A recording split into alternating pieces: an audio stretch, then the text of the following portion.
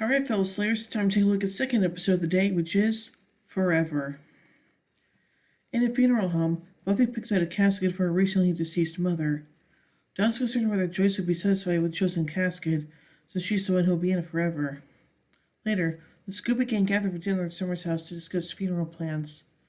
Buffy mentions that ever since her mother's demise, the father has not yet come in contact with them.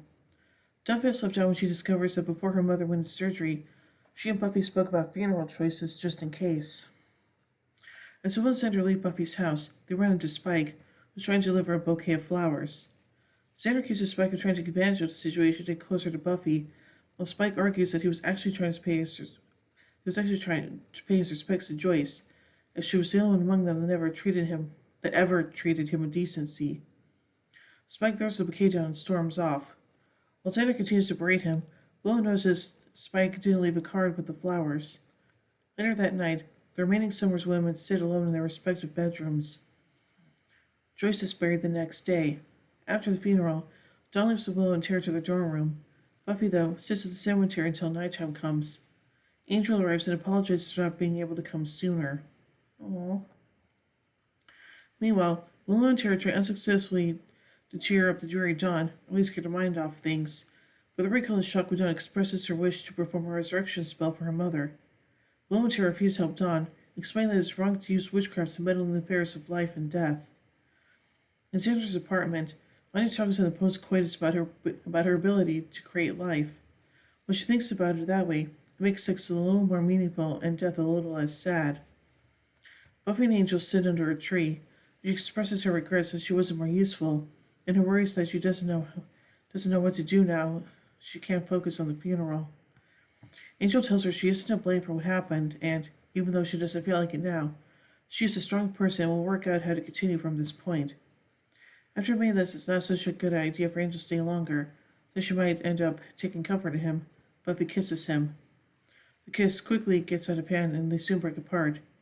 Buffy points out that she was right and that it would be better if he leaves.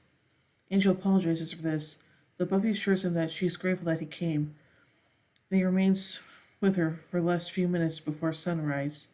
Aww. Outside Sunnydale Memorial, Ben is approached by Jinx.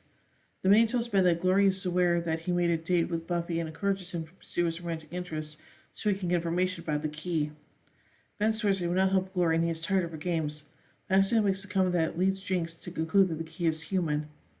Not wanting Glory to learn this fact, Ben stabs the minion with his own knife. The next day, Willow and Tara leave for class. One of them magically pulls out the book Bynum's History Witchcraft for Dawn. When she inspects it, she finds it contains a section about resurrection spells. She goes to the magic box to gather some ingredients and sneaks up into a restricted area to steal a few books and potions. That night, she collects dirt from her mother's grave. But Spike catches her in the act. He knows what Dawn is doing and offers to help. In the meantime, Giles lingers in his apartment, drinking, listening to a record he once listened with Joyce. Dawn regards Spike's offers attempt to get in good with Buffy, but makes clear that Buffy is not to know of his involvement, and explains he's helping her because he doesn't like seeing the Summers women take it so hard on the chin. Jinx manages to make it to Glory's mansion and informs her that the key is in human form. Glory's delighted as it narrows her search down greatly.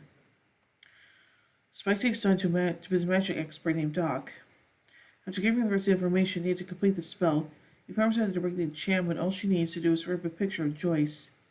The two then leave to collect the final ingredient for the spell, a Gora demon egg. Confronting the demon, Spike strikes it while Dawn successfully steals one of his eggs. In the process, he is injured by the Gora demon, though he kills it in turn. Dawn returns home and begins to perform the spell alone. In their dorm room, Will and Tara say she wants to start a journal, ever since Joyce's death, after receiving the epiphany that life is short. Tara then realizes that a witchcraft book is missing, and Dawn might have taken it. Realizing what Dawn is about to do, then they call Buffy to alert her. Buffy finds Dawn just as she finishes the spell, and the two begin arguing. Dawn believes that Buffy doesn't care about their mother's death, and she's just running around so the whole thing is a chore. Dawn says that Buffy hasn't even cried and kept pushing Dawn away, inadvertently or not. After accusing Buffy of just cleaning up Joyce's mess, Buffy slaps her and starts to break down. As footsteps approach the Summers' home, Buffy explains that she's been keeping herself busy that she does not have to deal with the situation. She runs around and works because, if she stops, then Joyce is really gone. A shadowy figure passes the window, and the girls hear a knock on the door. Buffy helpfully heads towards the door, calling out for her mom. John realizes she's made a mistake, and, just before Buffy whips the door open, rips apart the picture of Joyce. At that moment, Buffy opens the door to find nothing. Buffy falls into Dawn's arms, and both sisters break down, crying together. So let's take a look at some continuity surrounding this episode. This episode focuses on the aftermath of Joyce's death. She died in I Was Made to Love You, when confirmation and reactions took place in the body. Willow tries to console Dawn by secretly providing her with the book on magic. Willow uses magic to solve all problems, the major theme in the following season, leading to Will breaking up with Tabula Rasa and admitting her addiction in Wrecked. Buffy feels that before Joyce went to surgery and listening to Fear, they had to talk about funeral choices. Spike says that Joyce didn't treat him like a freak and always had a nice cuppa for him, as they have bonded in episodes Lover's Walk and Crush. This is Angel's first appearance in Sunnydale since the Yoko Factor. Angel's visit to Buffy, to comfort Buffy, occurs after his reunion with his Los Angeles associates in the Angel episode Epiphany. Minister Jinx once before. He beat him up as a message to Glory in Checkpoint. This is the first episode in which Will's bookcase is on a different wall from its original placement. This is the first episode to show Dawn shoplifting. This will develop into kleptomania and discovered by the Scoobies in Older and Far Away.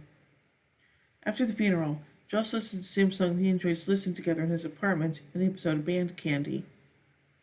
This is the last appearance of Giles' apartment. He will move out in Bargaining, Part 1. Spike assists in her attempt to resurrect Joyce. Years later, he had attempted as well to overcome his own mother's mortality by siring her. Chicken feeder is staple ingredient in witchcraft. It is mentioned by Willow in Doppelgangland and by Anya in Into the Woods. During her resurrection spell, Dawn calls on Osiris. In Bargaining Part 1, Willow summons Osiris to resurrect Buffy, and she attempts to save Tara by calling Osiris again in Villains. So let's take a look at some production notes from this episode. Writer-director Marty Noxon says, quote, "To me, the idea of wanting to defy death is just as inherent, almost mythological, iconic notion. It's something we can relate to, a universal longing," end quote. She said the idea for this episode arose from the idea that Dawn would be in the bargaining stage of mourning, and if you were in Sunnydale and somebody you loved died, you would absolutely call the forces of darkness to resurrect them. She also describes that the inspiration for this episode came from the story The Monkey's Paw. Annie Talbot, the actress who portrays the woman holding a child during the funeral, returns in the episode Loyalty to portray Gracie's mother. The actor Alan Henry Brown, here portraying the funeral director, also portrays the demon bartender in Villains. And now let's take a look at some pop culture references. Ben calls Glory's lumpy minions Jawa rejects in reference to the Star Wars characters. During Trish's funeral, the minister says, "We commend to Almighty God, ashes to ashes and dust to dust, and give her peace." He's reading from the burial service found in the Book of Common Prayer, which includes the commonly heard phrase, "ashes to ashes and dust to dust," a phrase based on the Bible, Genesis 3:19, "For dust thou art, and into dust shalt thou return." This part of the speech is normally read while earth is cast upon the coffin. When Spike Dawn first visits Doc and he begins to search for a resurrection spell, Doc hums Peter's theme from Prokofiev's Peter and the Wolf. And now finally, let's take a look at some goofs. As the camera pans by pictures and passes Buffy's room, the studio is visible above the top of her room. In the scene where Will uses magic to bring attention to a book so Dawn would see it, the crew member is seen in the background, and it is shown clearly that Will's room is a set. So I think this episode is kind of interesting, and hey, it's good that we got an appearance by Angel in this episode to comfort Buffy, so yeah. So overall, I give Forever 4 vampire steaks out of 5. When we tune in, we take the final episode of the day, Intervention. So, until then, here endeth the lesson.